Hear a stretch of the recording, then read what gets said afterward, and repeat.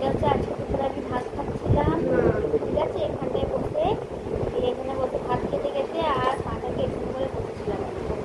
এরকম করে বসেছিলাম, আমার 9 মাস হয়েছে, 9 মাস ঢুকেছে, আর এরকম করে বসে এরকম করে ভাতটা খেয়েছি।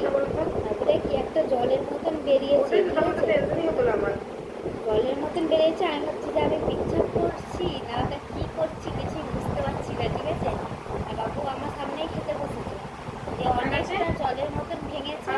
তারপরে আমার নাইটি, আমার সায়া ওটাই ভিজে গেছে, তারপরে খাটটাও যেখানে বসেছিলাম ওটাও ভিজে গেছে।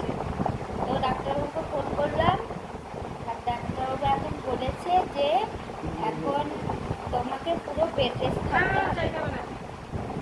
আমাকে বলেছে যে পুরো বেড রেস্ট থাকতে হবে, নাহলে কিন্তু বাচ্চার ক্ষতি হবে।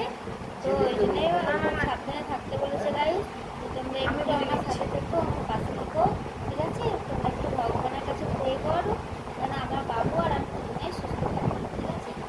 আর জানি না, ডাক্তারবাবু বললো যে ওটা জলই ভেঙেছে আমার, বললো এখন তো আমার ডেট হয়নি, তো আমার 28 তারিখে ডেট দিয়েছে, বুঝতে পেরেছো? 28 তারিখে ডেট দিয়েছে, 28 তারিখের আগে কিছুই করতে পারবে না ডাক্তারবাবু। যদি কিছু করতে যায় তাহলে বাচ্চার ক্ষতি হবে বলে দিয়েছে। তো ওই জন্য আমি এখন কিছু বলিনি, চুপচাপ বেড রেস্টে আছি।